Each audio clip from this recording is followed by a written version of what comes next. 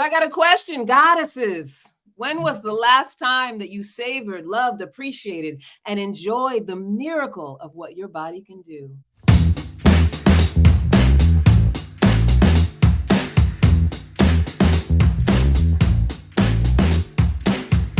Hey, sweet babies, I'm Candice, and let me tell you, I have been where you are. For years, I was unclear about my love life and trying to achieve someone else's idea of relationships. My families, the churches, the millions of romance novels that I read throughout high school, none of which got me anywhere but unhappy with my love life. But guess what? I broke free from that cycle and created a love life I love that loves me back. And now I'm here to guide you to do the same. I want you to join me on a journey from feeling disappointed in your relationship history to madly in love, from broken and guarded to whole and happy. It took abuse, grief, and homelessness for me to learn how to let go of control and be guided to transform my love life. And because I want to save you from as much of that as I can and get you to the good part, I became a relationship coach and a hypnotherapist. And I've helped thousands of women like you rewrite their love stories as well. Together, we're going to shake off the chains of perfection and not enoughness and embrace the loving relationships that we truly deserve. Alongside incredible guests, we'll share stories of resilience, unveil secrets to unconditional self-acceptance, and chart a course to relationships that will bring you ease, peace, and joy. I'm here every week, but I don't want you to just listen. I want you to comment, engage, and be a part of this conversation. Your voice matters, and we're building a community of empowered, vibrant women of color and culture, rewriting our love stories together. All right, so let's get started. I have an amazing guest today, y'all. She is one of the loves of my life. She's a mentor and a coach to me, and also a friend. I'm so happy that she said yes to this opportunity, and it's going to be a really exciting and fun day too, because we're infusing a little bit of beauty into it too. So Shawnee Benton Gibson is the CEO of Spirit of a Woman Leadership Development Institute and the co-founder of the ARIA Foundation.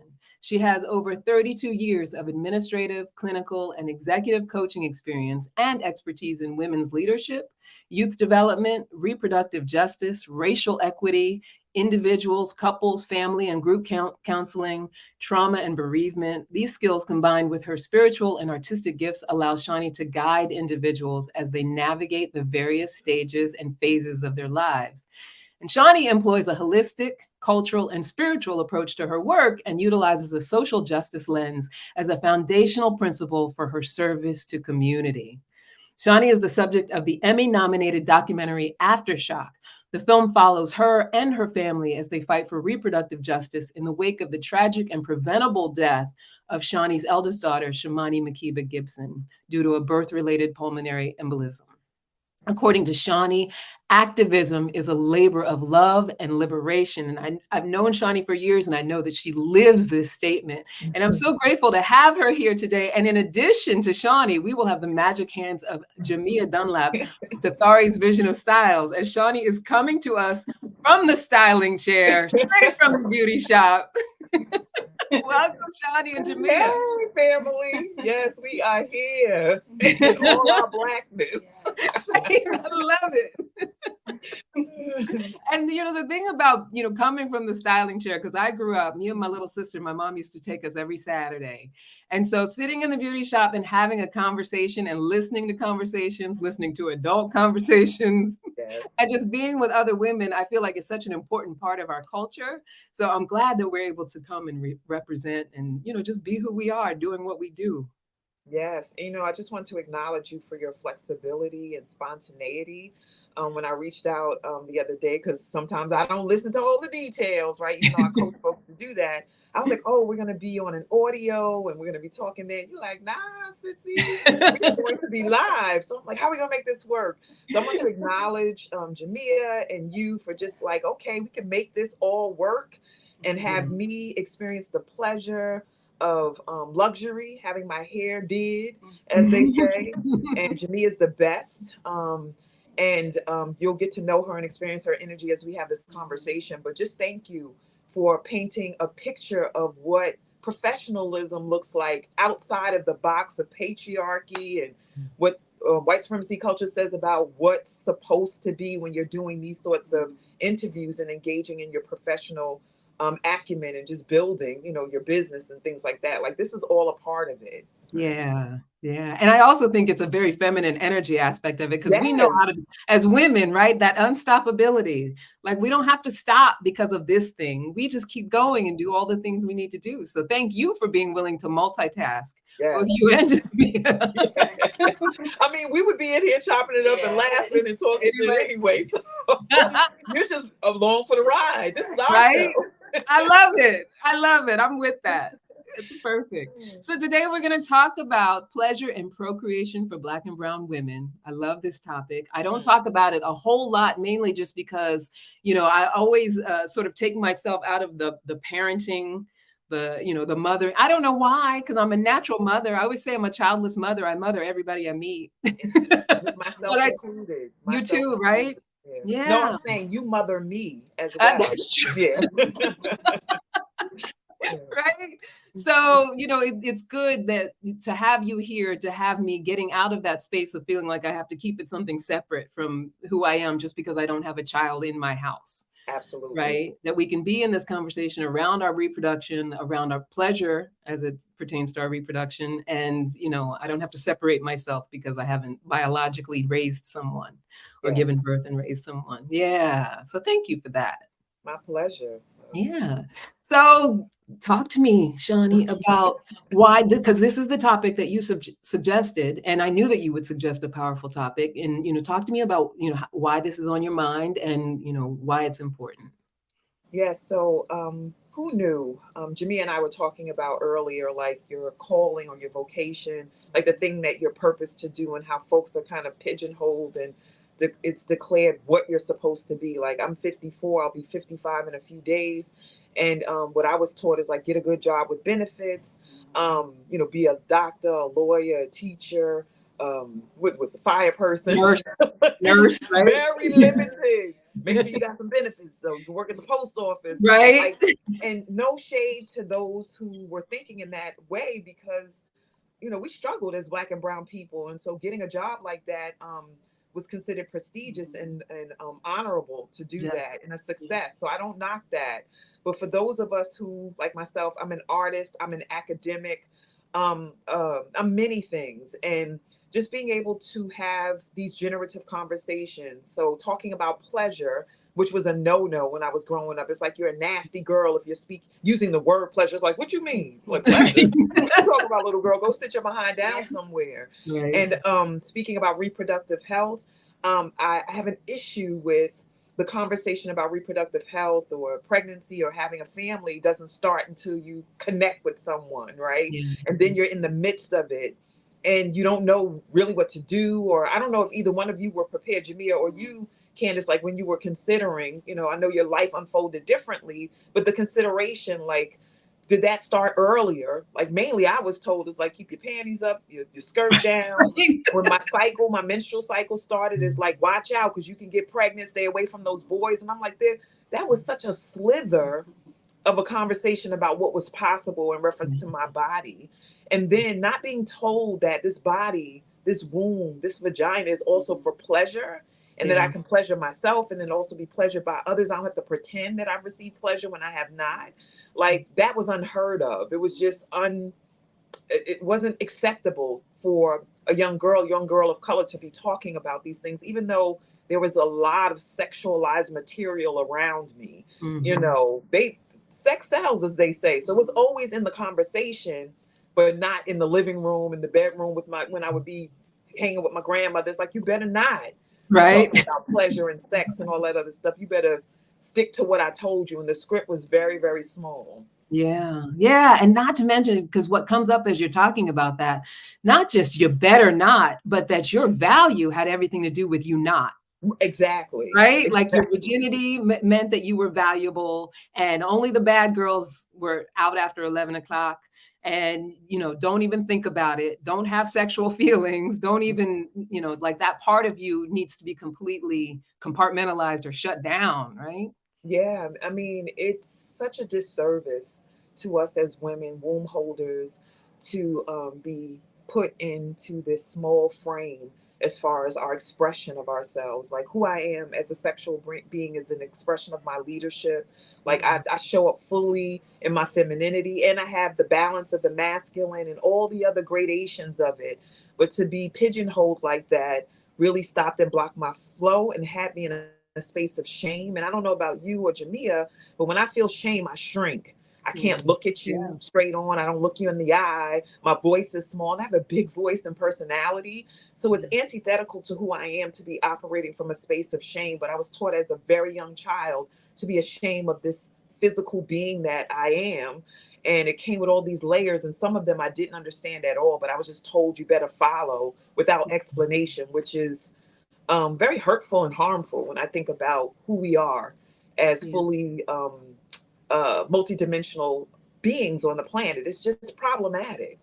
Yeah, and I always like to go back to like what has us choose who we choose. I think it also affects because I know that for me, that shame or that feeling like my desires or anything sexual about me was wrong or sinful had me choosing people that aligned with shame and Yeah. doing something wrong, Yes. right? And I feel like that dictated a lot of people that I probably had no business dating in my very young years, or even being attracted to based on, I was told that I have to pretend to be a good girl, even though I have these sexual desires. I'm only going to express them in secret. And so I Right. got to find other people who are shameful and secretive to align with that. Right. Yeah, so true. And, I talk about the energy and vibration that we give off. You mentioned it earlier, you were saying the title of my business, and you mistakenly said relationship, right? Development.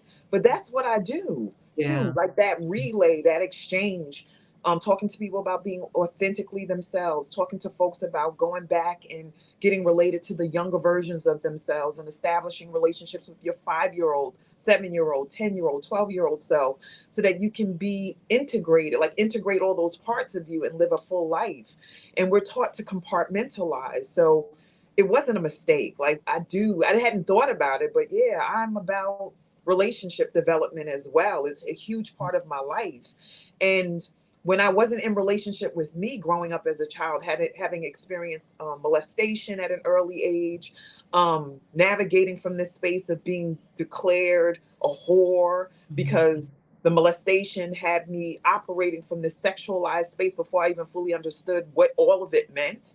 Yeah. Just trying to find love and being labeled and ostracized to some degree. Like when people would find out the things that I did and who I did it with, and the folks that I did it with, wounded people, Yeah. very, very self-focused and absorbed. And I would say also abused and mishandled too. And then that attraction and that magnetism brought us together, and we were doing things we had no business doing only because we didn't understand what we were doing, not because it was wrong to be sexual and to have that intimate exchange. And even as I say intimate, some of those exchanges were not intimate.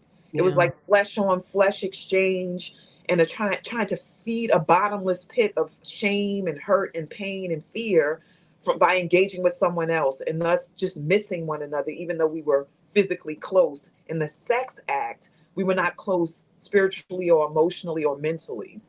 Yeah. And reinforcing that embarrassment cycle, right? Yes, Yeah. absolutely.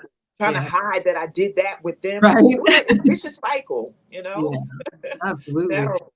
And I'm curious, anybody who's listening, feel free to comment. Jamia, if you want to comment, I always say you don't have to tell all your stuff if you don't want to tell it. Both Shawnee and I tend to tell all our I stuff. know.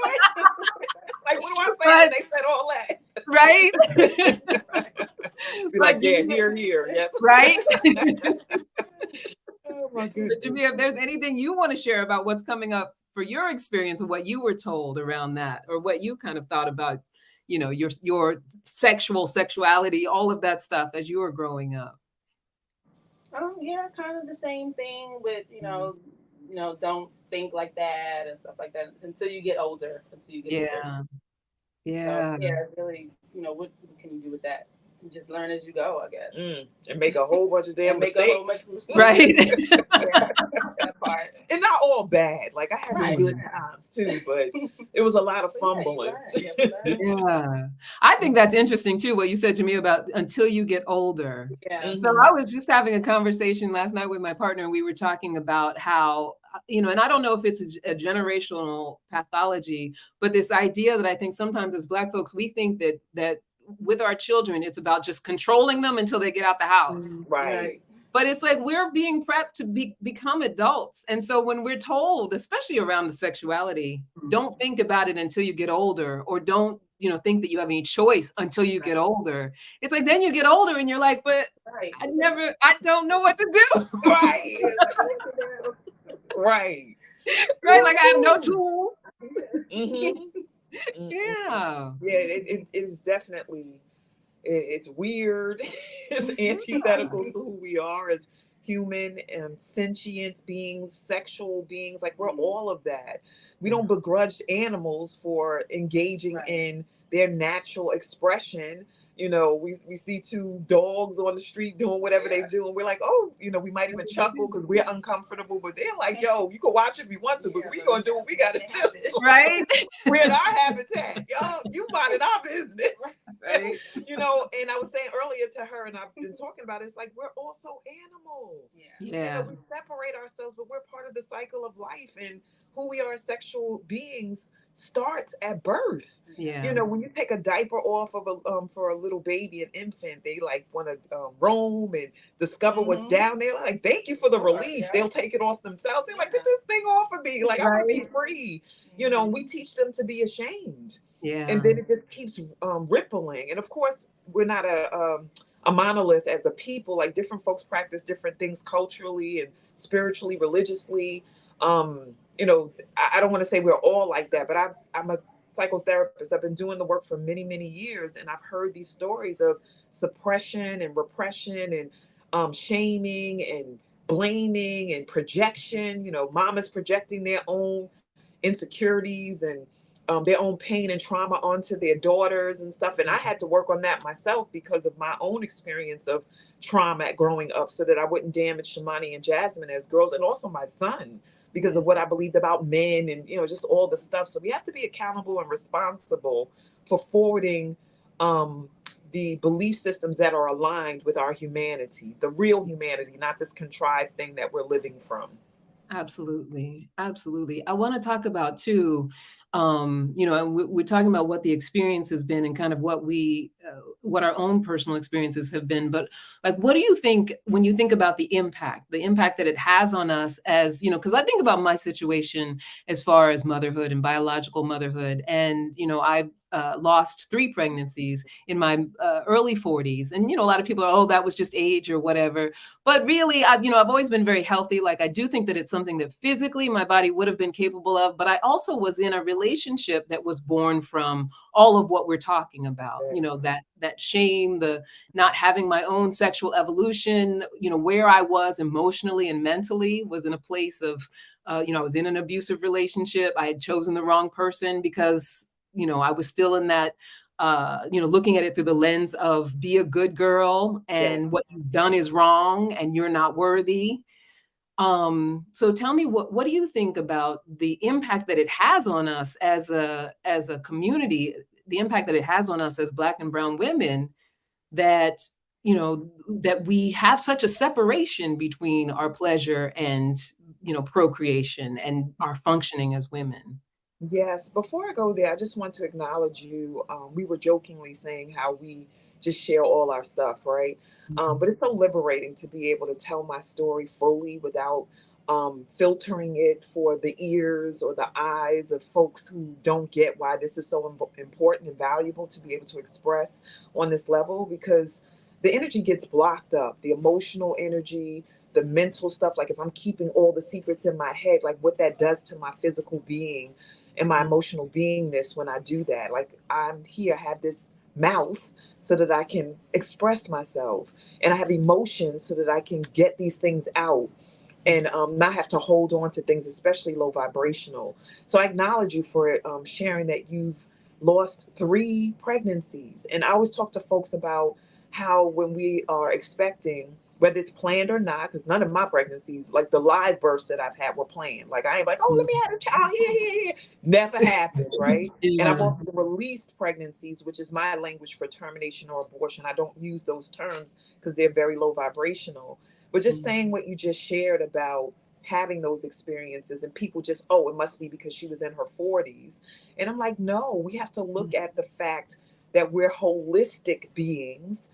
And if we're in these toxic environments that our bodies are generating in that space in Yeah. low vibrational ways and toxic ways, and I don't judge it because it's part of your journey. But if you're being physically abused, mentally, emotionally abused, how you menstruate, how your cycle comes through, cramping and pain, bleeding a lot, trying to conceive, and your body is tense and you're stressed, and that toxic stress has an impact on how your systems work, reproductive, respiratory, just that you're not regulated, you're dysregulated. And Yeah. so being able to conceive, like, yeah, y'all manifested um, uh, the pregnancies, but being able to carry to term Yeah.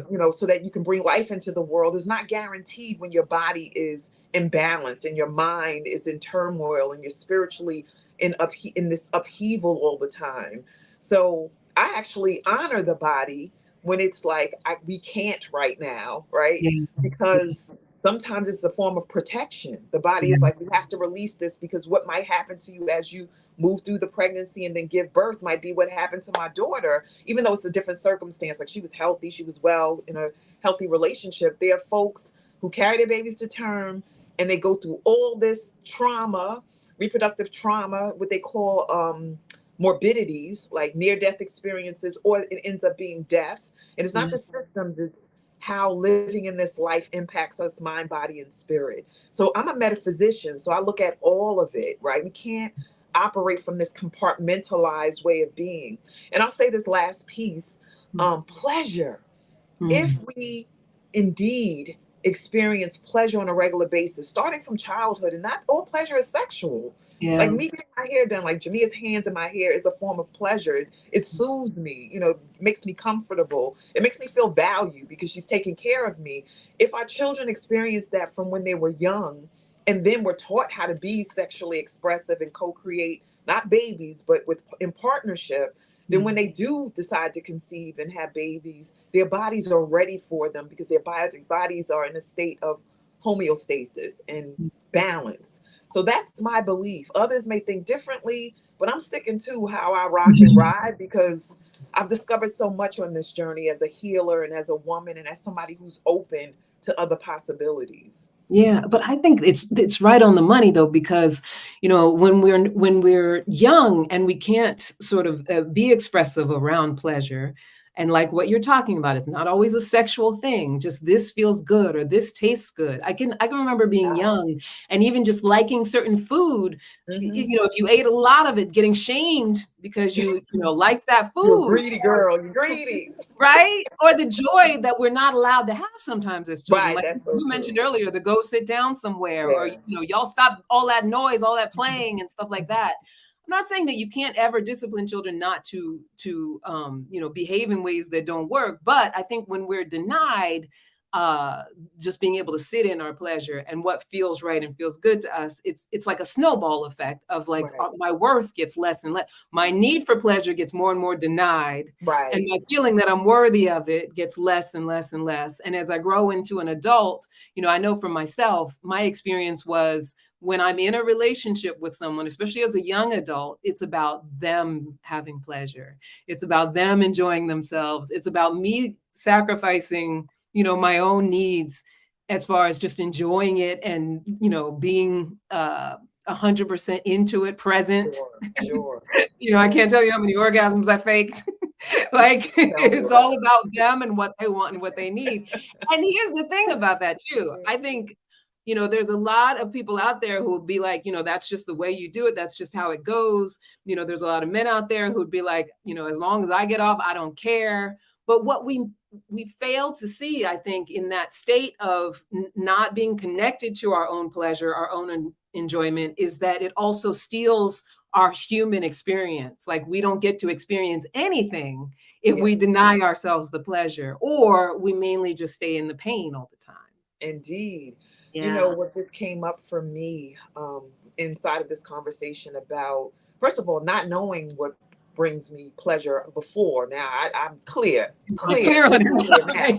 But just being young and engaging in a lot of sex, like, you know, either with a partner, like having sex all the time, and like the thought that if I'm doing it multiple times a day with this person, that I'm going to be satisfying them and this is something to do. And I'm like, yo, I don't know about the audience, but I'm like being raw down there, you know, Yes. just also creating the fertilizer for infection or yeast infections or just discomfort, right? Yeah. Trying to honor the needs of other, because not Someone. everybody in this space identifies as heterosexual, you know, so your partner may not be a person who's male identified. But the bottom line is that I put myself and my body in a lot of situations where it was absolutely not pleasurable, or if it was semi-pleasurable in the moment afterwards because of all the things I was doing, trying to put my leg up here and throw Right. myself on the table and cartwheel into the Making it people. happen now. Like, yeah. And then dressing up, trying to keep the pose. Like, I don't want them to see, you know, my butt Yeah. like this. I'm like, this is a lot of freaking work. And I'm an artist and I perform. I'm like, shit, I'm doing more in the bedroom to perform than I am on stage. Right. So that, and after I had a lover that was amazing, like an amazing lover, very attentive. It was what happened outside of the bedroom that was problematic. That's why we're not together. But I was just like, yo, not being given the space for pleasure to be present in my life throughout my adult life, or even when I was a girl, young girl engaging in sex, had me hang on to this particular dynamic with this man, even Yeah. though my needs weren't being fully met, because the pleasure in the bedroom and the attention was so good that I collapsed the need for other types of pleasure, Yeah. conversation, emotional presence, attention in different ways. Like, we're communicators. I need Yeah. communication. And the person struggled so much with that. But I traded it off because he was so attentive and present in the bedroom. And I'm like, this is a problem. And Yeah. so I realized that I needed to heal more, because there's no trade-off. I'm deserving of all the feels and all of it, inside and outside of the bedroom, wherever we may be. I deserve that luxury of Yeah. having someone listen to me and be able to emote and be fully present in, for themselves and also for me in relationship. So it's a tricky thing. When you get good sex, you might Right. start thinking that it means something more than what it does. Yeah. Oh yeah. I mean, we call it addicted, right? I can identify several times where Stigmatized. ridiculous. Exactly, where it overrides all of that because I'm so not connected to what all the other things that make me feel good. Yes. Yeah. And if anything, I hope that what people are hearing, especially other sisters are hearing, is that what makes me feel good, especially if I'm someone who, was raised in the Baptist church and has all kinds of stories about sin and, and sexual desires being sinful, that what makes me feel good is not just that. Right. And if you're afraid of that still, you can start with, what makes me feel good just as So a true. human being on my own, right? Like what you're Absolutely. talking about with, getting your hair done or, reading a book, like whatever it is, like just being present to it's okay. And that we're allowed, we have permission because we have to give it to ourselves Absolutely. to feel good. Hmm. Right? Yeah. And I'm sad, but I don't dwell on it. It's like so much of my life was spent wasting opportunities for pleasure to be present, Yeah. working so much. We had a whole world of a conversation before we landed in this space, Jamia and I, but just, focusing so much on the occupational or professional success, generating so much, as the world called being on the grind.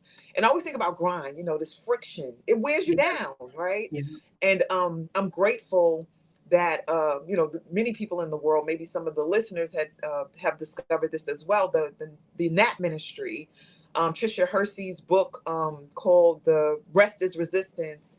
I forget the second part, a manifesto for Black. I forget the second part, so y'all can look it up. But the first part of it is "Rest is Resistance," And I'm just like, yo, when I listen to the book, one of my forms of pleasure is I love sound, I love books, but I'm like, Yeah. I move so much so I can listen to this book and not judge myself, because I was in judgment. I'm like an elitist, like you got to turn the pages and do all the things. I'm like, no, listen to Carry this it shit, like around. put it in your ears. And her Yes. voice is so pleasurable. She has Yeah. a deep resonance in her voice, like me, and she's bringing the points home.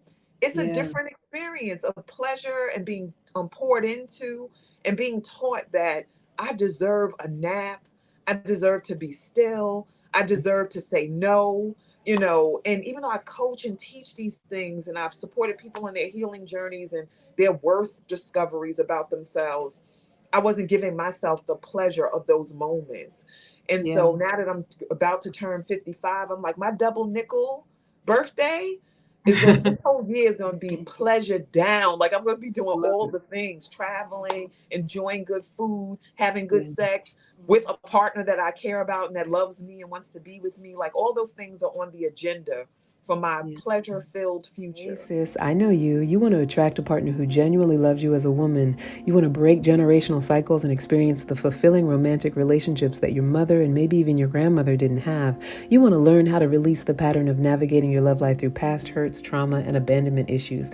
So I've made this easy to consume, effective digital course just for you. It's called A Love Life That Loves You Back. I'm Candice Harper, a relationship coach and hypnotherapist, and I would love to help you create that love life. Just go to bit.ly/loving relationships for WOC. Can't wait to see you there. I want to amplify what you said about the saying no, because I think that's part of it too. Like so much of us denying ourselves pleasure is not knowing that we can say no to things that aren't working. Like I think of it in terms of sexually, I go back to Yes. young years and times that I could have said, no, I don't like that, or no, I don't want that, rather than faked it and tried to get it over with. Right. But even with just in general life, and there is sort of a narrative that it's like, oh, I know that no is a complete sentence, so I'm saying no everywhere. It's not that kind of like blanket, let me resist Right. everything. But I want to amplify, what you said, because it is so important to be able to be in your no.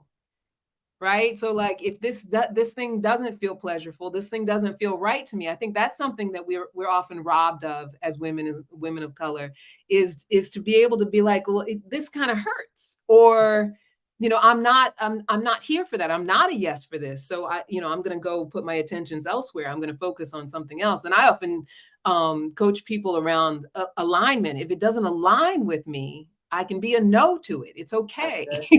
As a Yeah. matter of fact, I need to, right? Right. Yeah. Absolutely. I love that. I know people are chiming in and wanting to say stuff. So I'm like, let's create space, so we can Right. rock out, the three of us. But I know that there are people that are watching and listening and probably want to say stuff too. Well, mainly the SO hopeful, he calls himself. And excuse me if I'm genderizing you. I'm looking at your picture, so I will say they. SO hopeful, um, they are commenting a lot. I think they just want to interact, and I love it. It's all very sweet. They're like, yes, happy Friday. Shouts out to the diaspora. I think you mentioned something about forwarding belief systems, 100%, no filter. And I mean, biology is what it is. I don't know what that means, but Okay. I think they just want to interact, which is fine. Thank That's you. hopeful, right? Yes. If you have a question too, please feel free to share that as well. And anybody else who's listening, if you have any questions about, what we're talking about, and if you have something that you want to share, I know that a lot of the things that we talk about can feel very intimate and private. So I'm not saying that, if you don't feel comfortable, if there's something on your mind, what do you always say, Shawnee? Expose yourself to expand yourself. Yeah. Right. If spirit is inviting you to share something with us, this is definitely a safe space to do so. I don't allow anybody to make any disparaging remarks, and we are a safe space for whatever it is you want to talk about as far as your own experience. Yeah. Yeah. Can you say the name of the person too, the handle they're using? They're using SO hopeful. So ESSO hopeful. hopeful. Yeah. I It's love that. I think part of the dynamic that diminishes our access to pleasure. So when it's right before us, not even recognizing that there's a possibility and an opportunity, is the loss of hope. And yeah. identifying as a Black woman, and I have multiple identities. Like I'm heterosexual, I'm a womanpreneur, so I'm a business owner. I'm a New Yorker. Like there's so many integrating identities that I carry that make me who I am. But I'm also conscious of, with all of that mix and all of that power that I wield because of the things I just named and some that I haven't, that without hope, that means nothing, Yeah. right? I don't, even though I lost my daughter the way that I did, even though I've experienced trauma of various kinds in relationships, even though I've, been married, divorced, and I've been in partnerships with men that didn't work out and had to release them. Even though I'm unpartnered now and I want to be partnered, I have not lost hope, right? Mm. Hope and pleasure. Hope is a pathway to pleasure. Like I keep in my frame of mind that there's possibility for pleasure, that it's not too late for me, even though I'm an older woman. I feel like I'm still in my prime Yes, and honey. I can experience all kinds of things, Yeah. and I love So Hopeful, as an affirmation, a declaration, a way of being. So thank you for being in the space with us and for holding space as we have this powerful conversation and bringing that name and that handle and energy into the space. It's so necessary. Absolutely, absolutely. And hope is everything. Hope is Yeah, everything. yeah, There's enough in this world that will try to squash it and kill it, right.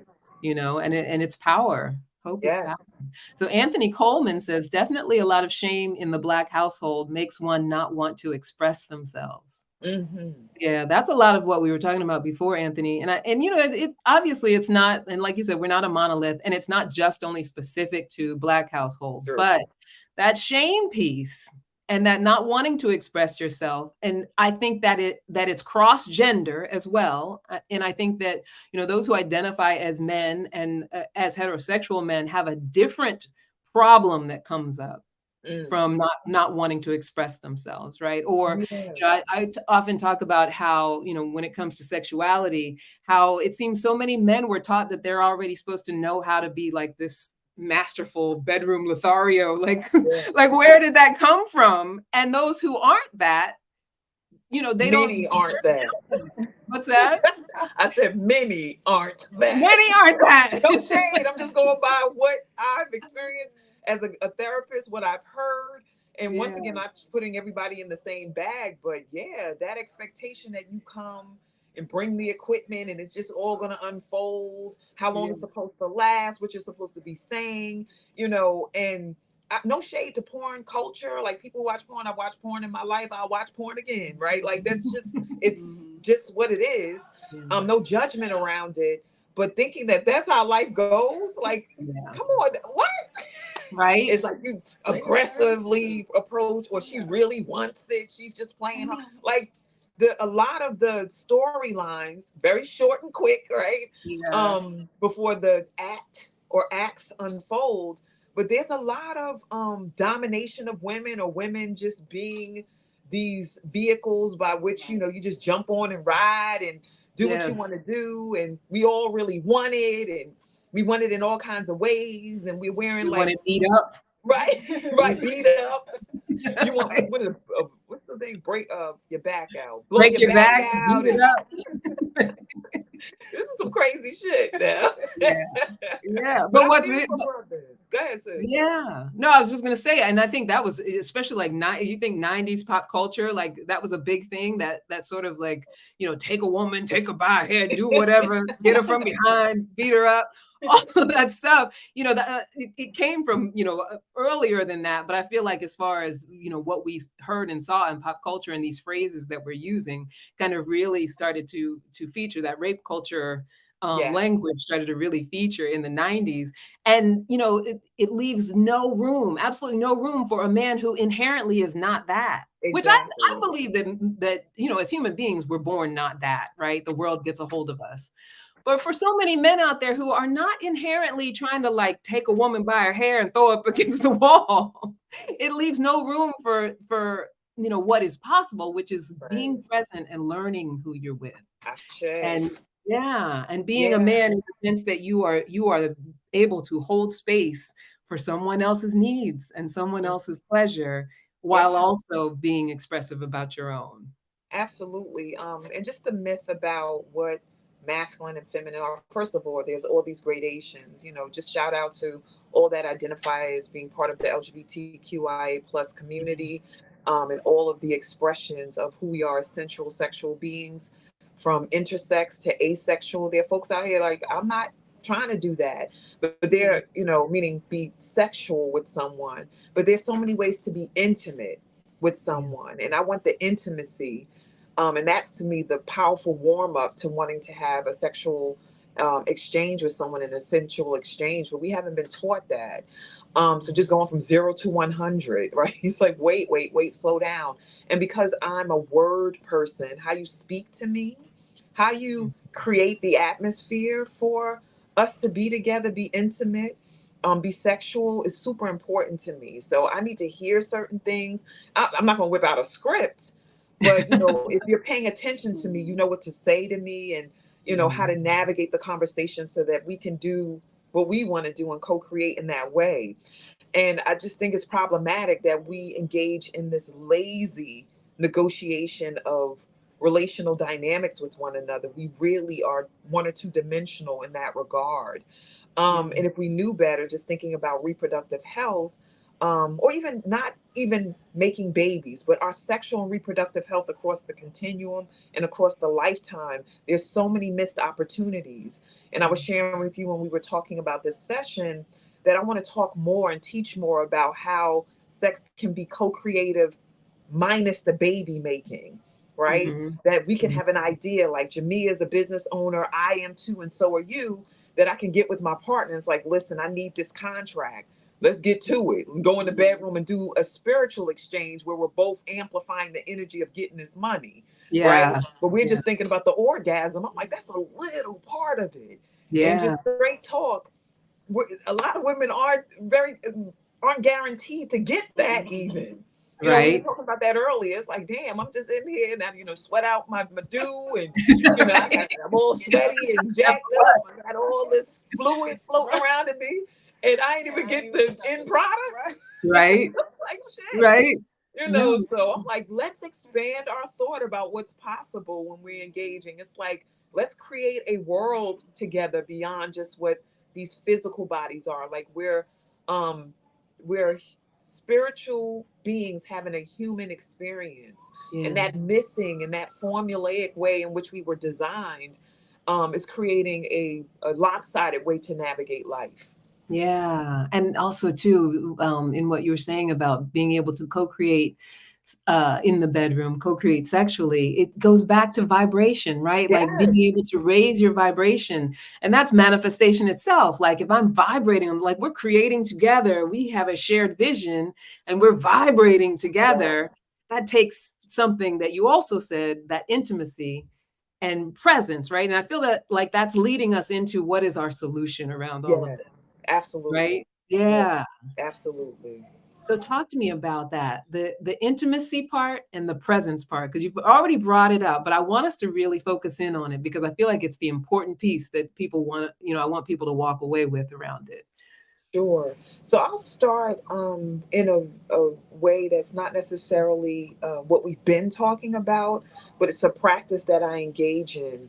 And before I even go there, I want to say that I believe that these conversations, how our relationship is, the relationship that I have with Jamia and her family, that that's my practice for manifesting my life partner. Like how I'm being with her in these spaces. Like we talk, we laugh, we engage. I'm telling secrets. I've emoted in this space, been tearful, just talked about my daughter and my loss. That the building of the muscle of intimacy in this way creates the space for me to be truly intimate and present with the man that I want to manifest, with emphasis on the MAN, capitalized, right? Because I just think it's so important for us to view it in that way, that if we compartmentalize our intimate partnerships versus our relationship with our mothers and our siblings and our good girlfriends, that there's a missing there too, that all of it is connected. And I know a mistake that I have made is that I haven't entered into relationships with men thinking about my relationships that I have with my besties, right? It's like, I want him to be my friend, and I jump right into the person being my lover. And, I'm like, no, I want them to be my friend. And I don't just drop my friends willy-nilly. but I've Yeah. done that with men, and they've done it to me. So I'm like, what is that? Right. The only difference is that I have sex with my intimate partners. I don't have sex with the other folks that I named, thank goodness. Right. But I'm just like, yo, that's the part that's the only different ingredient. And why am I not operating in the same way? So I say that that's the solution, to view all of your relations. And I'm not saying the ship on purpose, all of my relations, y'all are my relations, Yeah. right? And so viewing them as valuable, viewing them as sacred, and then entering them as a muscle builder, and not with an agenda or as a strategy, but just as a way of navigating life, which makes life so pleasurable and potent when we do that. Yeah. So I was gonna say that I bring this to my work life as well, because they're my relations too. So when people call on me and they want to do business with me, whether it's corporate spaces or community based organizations or grassroots organizations, when we have meetings, I'm like, who are you? Like, especially if they've seen the film Aftershock and they know things about me and my loss, and they've seen me cry on film. I'm like, who the hell are you? And what do you bring to the table? What's your birth story? Like, what do you have to share beyond this role that you have, which is just one slither of your life? So they get taken aback sometimes. Or I'm some people, sure, especially the corporate people. yes. They're not used to that. And be crying in the meeting. They're like, damn, this woman, who is this? Why is she doing this? But I'm like, listen, I want to know you before we jump into this co-creative space together. And on the other side of it, they really, really appreciate it. So that's one of my solutions. Honor your relations, have real conversation, and value them and hold them as sacred. And then when you're in your work life, bringing who you are as an intimate, sentient being into those spaces too. People may resist, but you can still operate from that, even if they don't join you. It's a risk, right? And you might have your heart stamped on in those spaces, but I'd rather you be in your full-blown humanity than operating like a robot. Yeah, absolutely. And I love that you're saying that too, because, when we think about, when we are authentic, we get the opportunity to see who's for the ride or not. Yes. Oftentimes, we get our heart stomped on because maybe someone rejects who we are when we are who we are. But I always say, like, let them. It's okay. They're doing you a favor, number one. Right. And number two, you get to have your answer. Right? What'd you say, Jamia? I said it means they're not supposed to be a part of your life then if they can't. Yeah, and you don't have to. Obviously, it's like we often want to chess piece people, like, oh, this person is or isn't good enough, but you don't even have to do that. Like you said, if I can come in, even my workspace. Obviously, in a workspace, I'm not coming in and I'm talking about my sexual life, but if I'm coming in with my authenticity, I don't have to chess piece people or identify who is and isn't. As long as I'm being myself, there's going to be the people that are for me, the people who aren't for me, and that's all okay. Absolutely. It's like we think we either have to impress everybody or cut ourselves off from everybody. Right. Or, be able to identify, oh, this is going to be somebody who's worthy. This is not going to be somebody who's worthy. And it's just a waste of our time. Absolutely, Coach. And I will go to speaking engagements, I get invited out to be on panels to be the keynote. And I'm like, if they're my relations, then y'all gonna help me manifest this relationship. So I'm like, y'all, I'm unpartnered, right? Yeah. This chick over here is unpartnered. So if y'all know somebody, tell somebody, right? You got a brother? Like, wait. I'm like, say what? Wait, you can be by yourself if you want to, but I'm in this open space with all these human beings that know other human beings. Who knows if y'all know my future husband or not? So I do that. Like, we have to be open and willing to, once again, that whole concept of exposure. And I'm so grateful that Spirit gave me the terminology. I think it was over a decade ago that it came through, and that people are utilizing it. It's hard as hell being this way, but it has served me so well. Yes. It truly has. Yeah. And I think it can be applied to people's dating journeys in a big way. Because like you were saying, when we're not attached to making someone feel a way about us or not feel a way, or trying to decide and identify what to do with them, when we're just, like you said, we're just relations, like everybody's practice, everybody's an opportunity to, share ourselves and see what's possible. Like, and I used to tell people this all the time when I was matchmaking: go on this date with this person. You don't know if your person is their brother.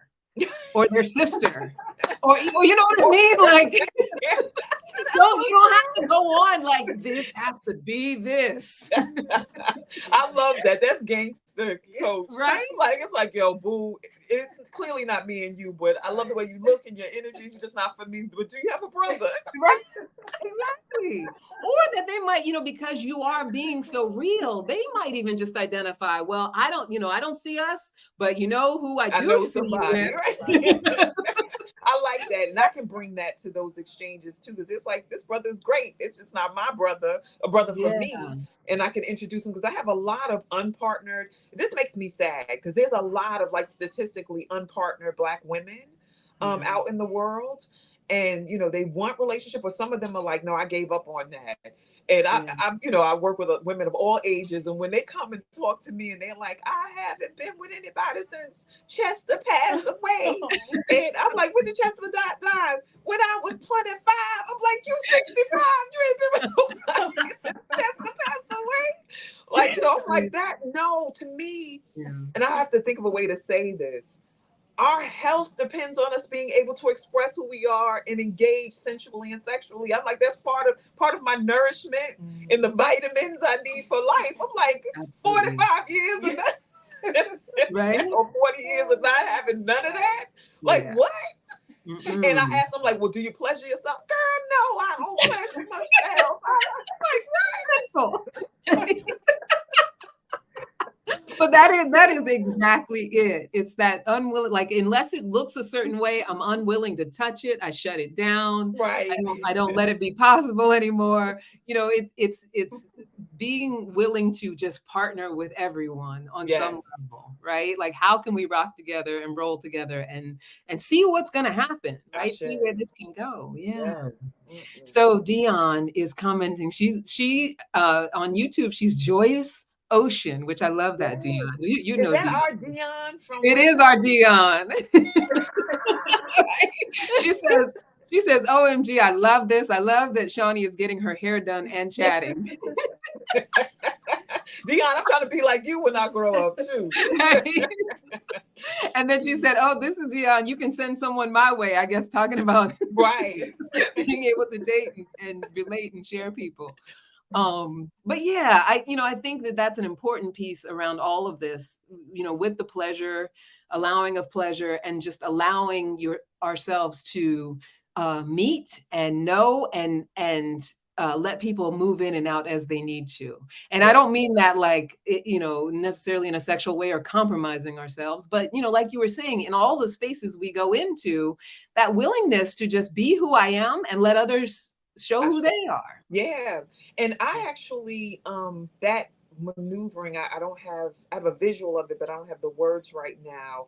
But, just thinking about cycles, that there's somebody that I'm going to be with in a moment in time. I will never see them again. And I have a lot of those exchanges because of the traveling, where I'm having these intimate conversations where people are talking about, because, I'm a reproductive justice activist and advocate for those who are joining in now, or joined in after we said this, that they're telling me about their miscarriages and stillbirth and, just the pain or loss of their daughters as well. And I'm like, I'm having this moment with them and I may never see them again.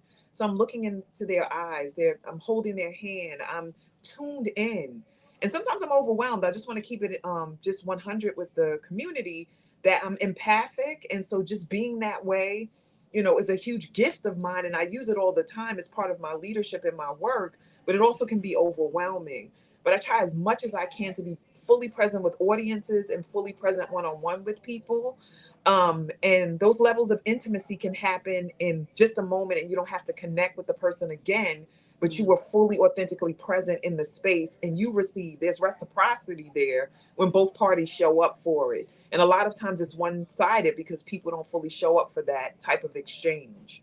Yeah, absolutely. And that we can receive value from each other just moving through space and time. Yeah, absolutely. Yeah. I love that. I love that. So now what I'm thinking about is, where I was when I was talking about not understanding pleasure and being in the process of procreation and having it incomplete, feeling incomplete at the time, especially, but having losses behind it. So I want to make sure for anyone who is out there right now and within earshot of this conversation, what is something that you would recommend for someone who doesn't necessarily allow the concept of pleasure into their life and might be in a place where the anxiety is high, it might be pregnant or might be, in a space of wanting to be pregnant or wanting to have some level of intimacy with someone in their life and just doesn't know where to begin as far as getting to a place where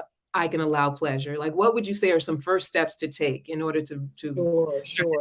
So first and foremost, just being gentle with yourself and not judging that you're there. Like where you are is perfect. It may not feel as good, but if you have consciousness about where you are and that there's levels of resistance and fear, I think that's a powerful space to be, because having done the work that I've done as a psychotherapist and someone who's worked in many, many social spaces for many years, there are folks who have what they disassociate, they like separate themselves from these physical bodies, the mind, the spirit, and they don't have a grasp on what the emotional state is, what the mental state is, their beingness is. There's just a disconnect. They leave the space even though they're still present physically in the body. So acknowledge yourself for just being aware that you are in a space where you're like, I don't know if I want to go there and I feel anxious. So putting language to these journeys is super important, because a lot of us are like flailing because we don't have the language. And we love you just the way you are. The other piece too is that you don't have to jump to where me and Candice and Jamia are. Here we are in public space having these conversations, right? On camera, getting your hair done. Like, this is extreme. We recognize that this is not the norm for most people. But starting with the small things, like if you're expecting you're carrying new life, just rubbing your belly so that your baby or babies can feel intimacy. I don't know if you and Jamia have ever experienced this before, but I have experienced like almost like an electric exchange with another human being. Like they touch me and I feel the energy. And, just giving that to your baby, allowing yourself to tune in that you have life there. And that's the most intimate experience you can have, that you have a body growing inside of your body. So listening to that vibration, energy, tuning into the movements of your baby if you're that far along in the pregnancy. And I loved, not with all of my pregnancies, because my second one was really, really, really hard with my daughter Jasmine. But I love when Shawnee, when she was in my belly, would move and I see the lump moving across the belly. Or Jaya, my son Jaya, when I was expecting him. That this is a miracle. Yeah. This is a freaking miracle. You are intimate with the Most High and with the earthly plane, because you are a representation of that. I feel like women are the human manifestation of that earthly energy. And so recognizing that you're carrying life like that is amazing. No matter what the circumstances are, whether you have the money or how it unfolded, or whether you're with the person or not, or whether you went through in vitro fertilization and, or you got a donor, like whatever it is, the bottom line is that what you are doing is miraculous, right?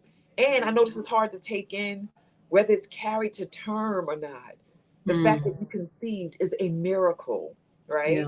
And I know that part is hard for some, but it's like, wait a minute, but I didn't manifest the child on the other end. So that, and then also start small, right? I'm talking the big thing, like negotiating with the baby. That might be too much and overwhelming for folks, but I'm like, I love smelling flowers, or like the intimate moments with myself, listening to good music, tuning into the sounds around me, being mindful, right? And sometimes you can only do it for 60 damn seconds. That's all you can tolerate. But at least you're doing it. Taking a bath, right? Or taking a shower where you like lather up and feel the water falling on your skin. There are so many ways on the continuum to be intimate with yourself and to experience pleasure. And you're absolutely deserving of all of it. Like if other humans don't cooperate, you can create it with yourself and with the creator too. Absolutely. Absolutely. I love that. Anthony Coleman says, preach, Sister Shawnee. And Dion says, I have a date tonight and next week. Okay. All right. Let me know about the brother, boo. Let me know about the Right? progress. You got to keep us posted.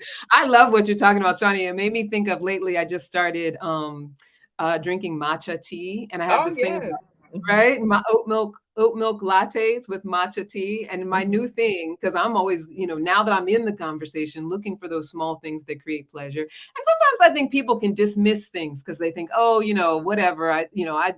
I did my little 3-minute meditation. I took my shower, whatever. But what you're saying is so important in that it's the opening of the door. Like, we often think that we have to go from 0 to 60 when it comes to Right. things. Like, oh, well, now I'm all about pleasure, so I should have an orgasm tomorrow. No, it's now I I'm don't all about mind that, pleasure, though.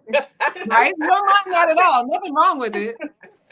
But that expectation that we can put on ourselves, and sometimes it's just that big, cup. I have a Starbucks cup that I fill with the matcha tea and the oat milk, and it's warm, and I have a little frother and I froth it, and just sitting down and letting myself taste it and enjoy it and letting it warm my body. Like, that in itself is enough to inspire me to move on to the next thing and find what feels good in that as well. Yeah. Or even, when I'm exercising, find what feels good in that, because I've now developed the practice of finding what feels good in what, automatically feels good, right? Yeah. I wanted to jump in and say this because it just flashed in my mind. I'm like, watching other people engage in pleasure as possibility for you, but also the pleasure of watching people engage in pleasure. That's a point of entry too. Yeah. What just flashed in my mind is a little baby with an ice cream cone, and it's Mm. dripping, and they're licking, and they're licking. They don't give a damn. They're just like, this is good. And you ever see a baby, like when something's good, you like introduce it for the first time on their palate, something sugary or whatever, and they're like sucking their lips. Yes, it's just Their eyes amazing. get big and they're like, Yes. So I'm like, I can watch that and just get happy. Sometimes I'm on IG for hours because I'm seeing all this pleasure, watching yeah. people dance and sing and just engage with themselves, seeing a couple in love kissing or older people holding hands. There's so much fertilizer for pleasure to be amplified in our lives. We just are taught that this little box, and Yeah. that's it. So I'm just like, open your eyes, your heart, your mind, your spirit, your ears. There's loads of material and content out there for you to tap into. 100%. Oh, I love that. So, and Dion is saying she's adding move your body, listen to music and dance. We love Yeah, that. Yeah. She said, I was about to bring up flowers and all of that. Thank you, my yeah. sister. Yeah. I'm Yeah. channeling Dion here. Thank you, Dion. She also put setting your table and sitting down to a candlelight dinner for one. I Yes, love that too. that's a All of great that. idea. Yeah. Yeah. Just to begin to release that shame, that I'm not worthy of it, that I'm not deserving of taking a moment. Just those first steps, I think, are really important. Absolutely. All right. So now here's the thing. We're at 2:02, which I normally do. It went so fast. My God. Right? So fast. We like to run over. And I know you're going to be in the chair for a minute. Although I have to say, Jamia, you are fast, honey. Yes, she is. Oh my goodness. It's amazing. And I told her, I was like, listen, put my head to the side so this forehead is hitting. And I'm like, she's getting inching. And then, of course, she's loving on me. She like, she helped me out, but she's like, girl, get over yourself. Like, just go ahead. And what you say your grandma says it ain't again? no bigger than it's supposed to be. What she You said? heard her? Say it again. It ain't no bigger than it's supposed to be. Supposed to be. That's what my grandma said. I love it. So amazing. I used to have a friend who used to say big head, big brains. So Well, I got lots of brains, so maybe this is true. right? As perfect as it is. I love it. So I appreciate y'all so much for coming on the show and having this conversation. I do want to make sure that we, I always like to put it in a button, like, what is our walk away? If there's anything else that you want people to walk away with, what you feel is the most important thing? And Jamia, you can participate in this too. Like the one thing that you'd want people to know as they leave this conversation, or, and we'll talk about where you want them to go as well. But what's the one thing that you want people to know as they walk away from this conversation? You want to go before me? Actually, you know what? Wait, hold on a second. Okay. If y'all are game, there is a question I want to ask before that even. Oh, okay, sure. That I do like to ask all of my guests. what do you love most about being a woman of color? I know that's not necessarily in line, but it is also in line. It's all in line.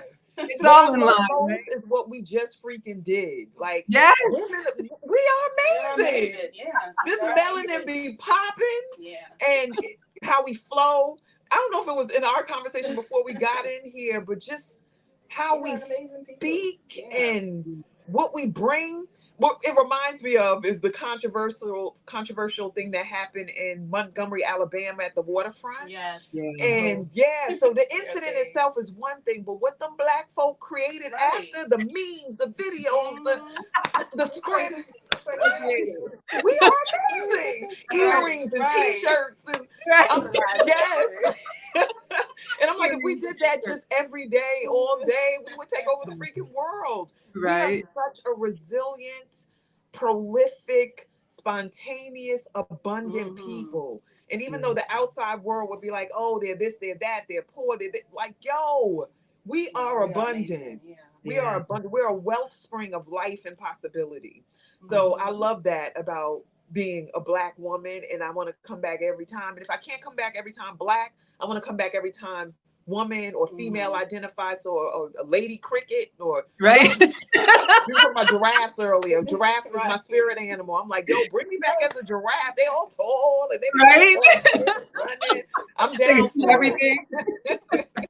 Jamil, you want to say something else about your Blackness? No, just that we are amazing and very creative, and I just love us. Yes, and just the art that you're doing right now, Jamia, is such a representation of that. Yes.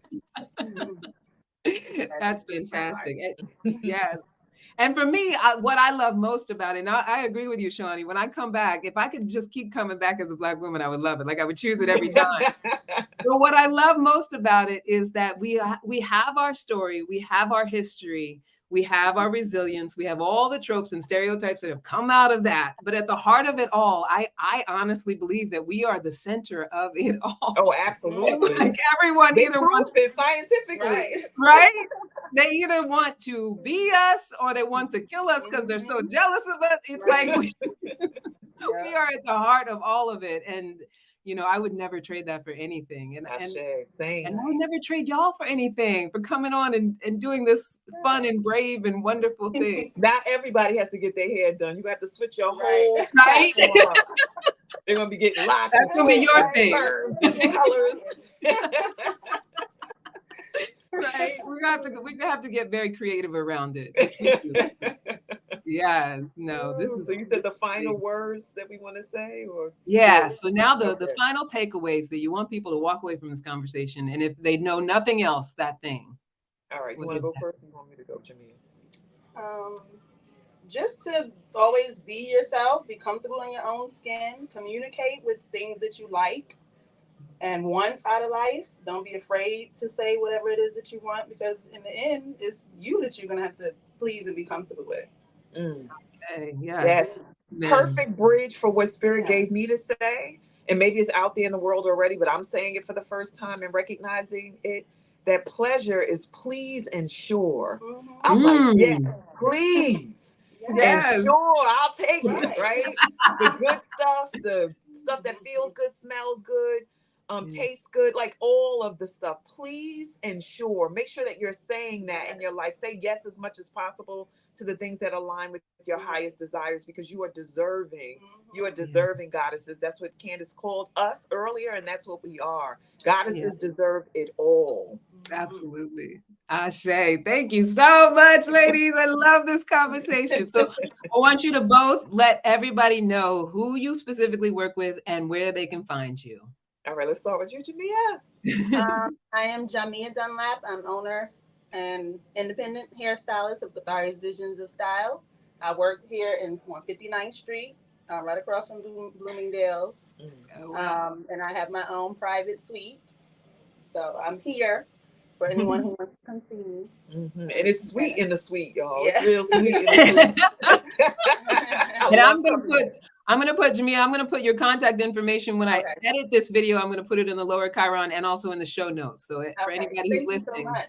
Yeah, awesome. no problem. And I'm like, we're so elitist over here. I'm like, she didn't even say in New York. She was like, I'm on 59th and I'm there. Across from Bloomingdale. No, but don't be sorry. I'm like, yo, part of my diva-ness is that I'm a New Yorker. I said that earlier in the session. I'm like, y'all don't know where that is? Doesn't everybody recognize New York?